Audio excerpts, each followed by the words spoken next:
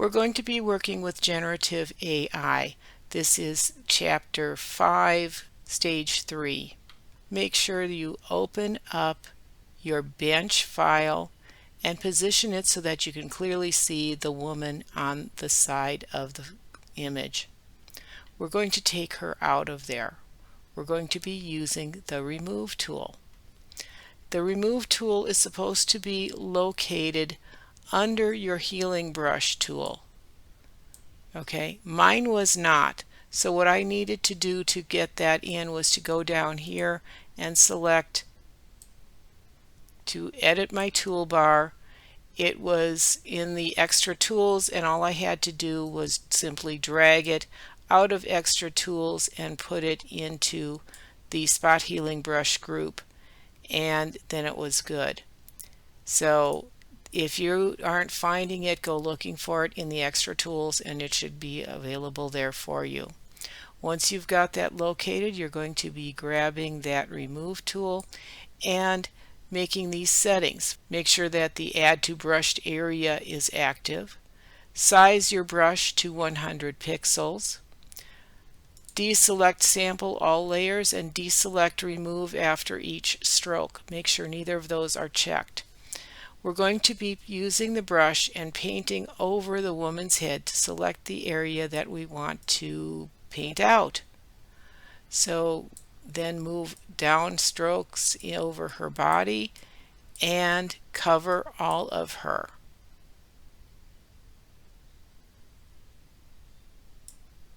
Remember, we have that Add to selected, so you can do this as many times as you need to.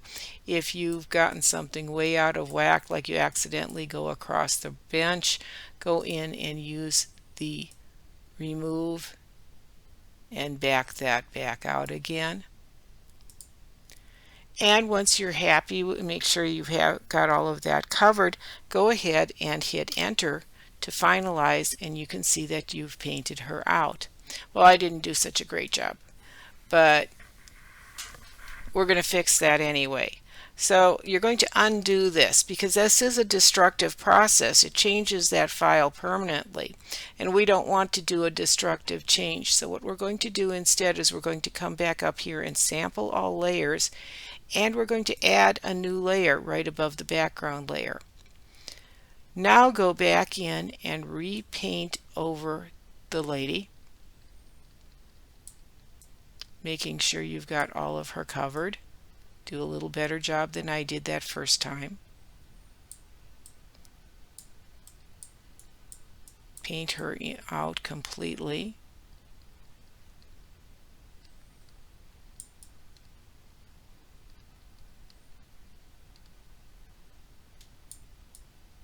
Go back through, make sure you've got everything covered, and once you're satisfied, hit Enter again.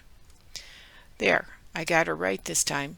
Now take a look in your layers panel though, and you can turn off that top layer and see that she is still actually there. If I turn off the background layer, you can see the area that was generated by the AI. We're going to turn that back on, and then I will need you to go into File and Save As, and you're going to save this as Bench Clean.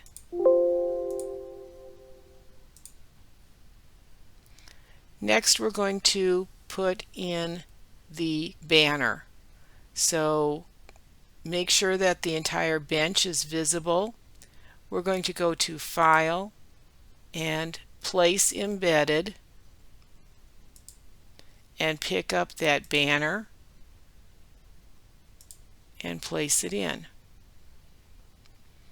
Position this so that the upper left corner of the banner is lining up with the top of the bench just inside the rail. We're going to resize. I'm going to do, since I've already placed this, I'm going to change my reference point to the upper left corner, and we're going to rescale this to 55% proportionally. And then we're going to hold with your Move tool selected. I'm going to hold down my Control key and drag each one of the corners to proportionally fit our banner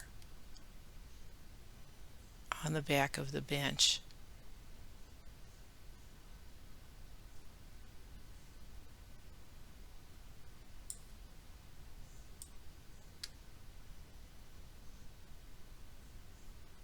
When you're happy with the placement, you can click the check mark or press enter to save that, and then you're going to go to File and you're going to save as Bench Add. The next section is replacing the image sky. With your Bench Add open, go to Layer and flatten your image. Then choose File, Save As, and save this as Bench AI.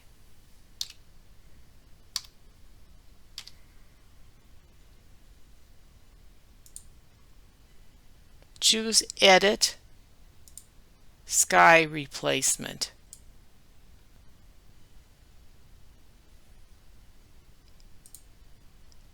Look for the blue sky folder. There's various folders in here, and you can actually try different backgrounds. We're looking for the blue skies folder, the second image, and then click away from that to collapse it. Make sure that you have the Move tool selected out of the options, which is going to allow you to move this around. And we're going to scale this first of all to 150%, and then with the Move tool we're going to click and drag in the image until the top left corner of the sky image matches the top left corner of the canvas. In the Output To selection, make sure that the output is New Layers, and then click OK. Collapse the sky replacement layers and save the file. Next, we're going to enlarge the canvas with Generative Expand. You can use the Crop tool to reduce or enlarge an image canvas. We can change the dimensions of the file. We're going to do this with the Generative Expand function, and your results will look different from the results in the book, which are going to look different from my results.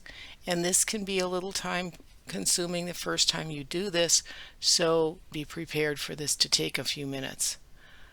The file open, make sure first of all that you have no layers selected, so click off to deselect that, and then you're going to pick up your Crop tool and make sure that you have Generative Expand selected in the drop down for fill. When you start dragging, you should come up with the rule of thirds lines. If you don't see the rule of third guidelines, choose rule of thirds in the overlay options menu in the options bar. And you're just going to click the bottom right hand corner and drag until the lines line up on the image.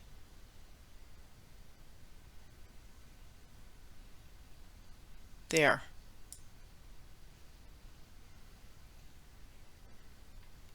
Then you may get a message about the user guidelines, but it may pop up a little bit later, or if you've already tried doing some of this, you may have gotten the user guidelines before and then it may not pop up again. But if it does, go just read the guidelines and then go back to Photoshop and click Agree.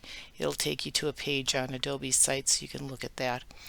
And then once you've got the selection, if you have the contextual taskbar, all you need to do is select Generate. If you don't see that, then just go ahead and hit the Enter key, and it will define the new canvas size, and you'll get a different dialog box opening with a prompt asking you what you would like to generate.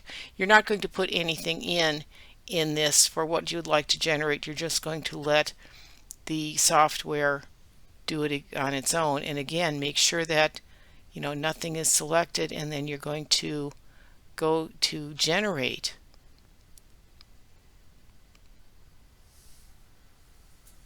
This can take a minute for this to work. Be patient. And you might get some tips that show up as this is generating. And you'll get different variations in your properties panel that you get to choose from. So you can review them and see which one you like, and if you do this over again, every one that you do is going to come up just a little bit different.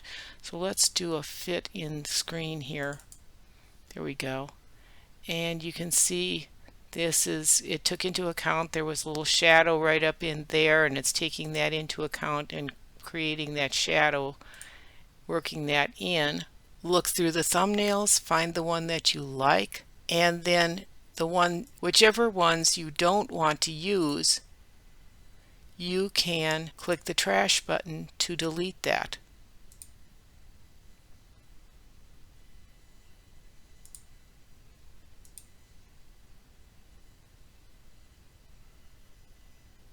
Then you can save your file.